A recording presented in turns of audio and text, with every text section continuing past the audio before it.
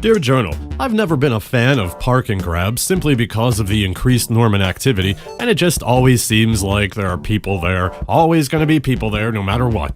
I wouldn't have bothered with this one except it had quite a few favorite points, and it was a well-made and blended fake rock shell for a normal-sized cache that I poorly recorded. I just don't know how to casually look like I belong here.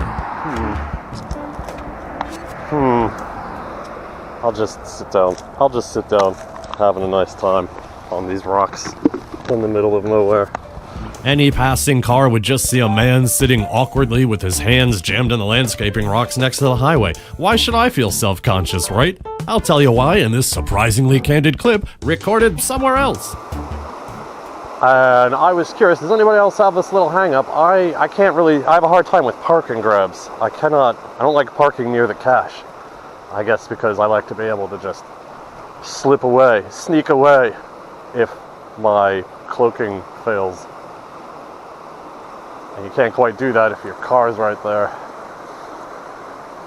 I also can't seem to pull in my driveway at home if there's somebody driving behind me. What's that all about?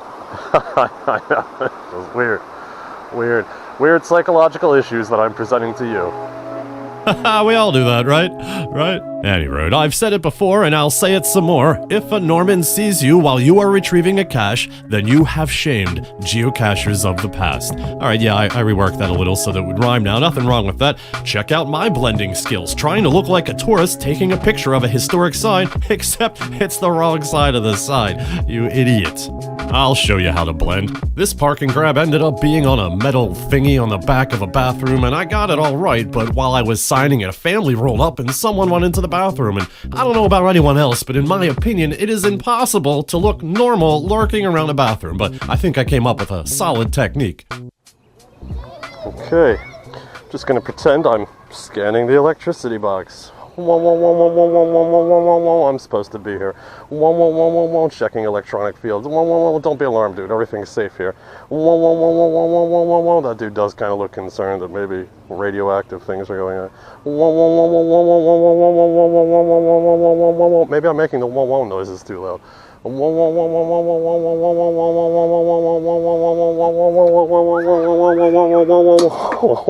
That's good enough for me. I have blended in perfectly. Elsewhere, a very unique stealth opportunity showed up in the form of a celestial event. While everyone was looking up at the eclipse, wondering if the world was going to end, I was retrieving high-traffic area caches. Alright, Journal. I don't know if you can hear the music they're playing at the bar to my right. Everybody's focusing up at the sun, and they're playing the, 2001 Space Odyssey. Bum, bum, bum, bum, bum. So, now's my chance to officially geocache. Turn. Oh, everybody look up there. Yes, everybody look up there. Oh, it's an eclipse, everybody. Pay no attention to the man at the buggy. Oh! I do think I should get some badge or souvenir for eclipse caching. Something. I hear legend that if you find a cache at the moment of the true eclipse, the geocaching gods will bestow upon you a geocacher's kiss. Something like that. In a rather bold move, I went for a high FP park and grab while this truck was right next to it. At any moment, the tree trimmers working at the back of the building could come around to get a tool or refill their thermos and see me lurking about. However, in a strange twist on my personality, it turns out that much like sex, the possibility of getting caught really enhanced the experience. And also like sex, I nervously fumbled around and dropped the electronics. Oh god, the whole thing fell off.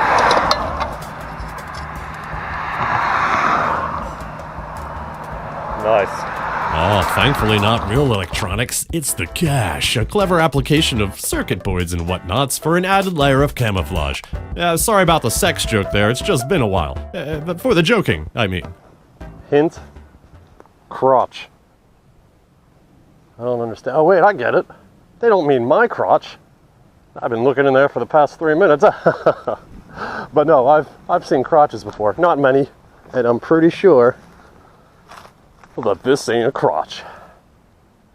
Well, that's enough crotch jokes for one recording, I think. Yes, enough for one recording, but not enough for one entry, I say. Oh, it's funky.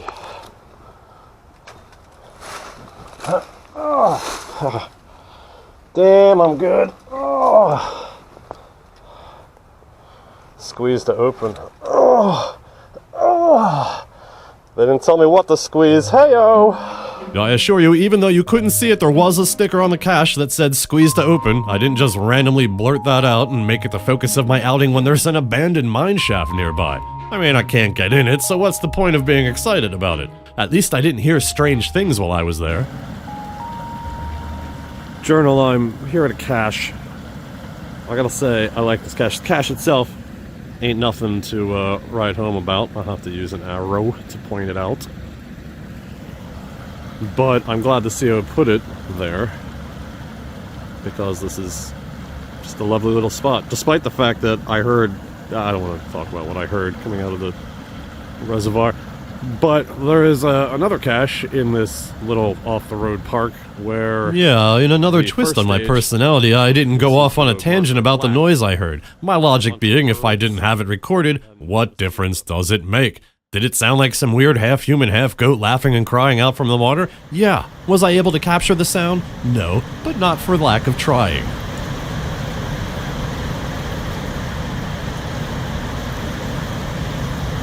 Yeah, I don't know why I'm filming this. If I heard the sound again, I'm pretty sure I'd just drop the phone, shit myself, and run away.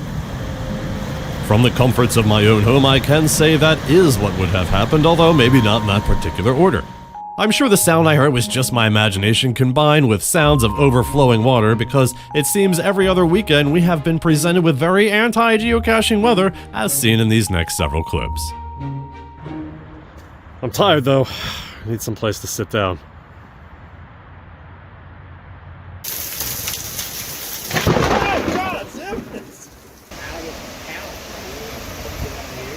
Displaced benches means potentially displaced caches, but that seems like a hard thing to present visually, so here's me using an unusual technique to find a cache.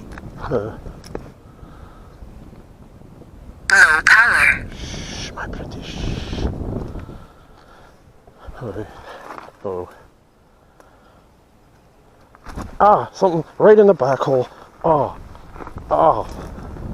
Huh?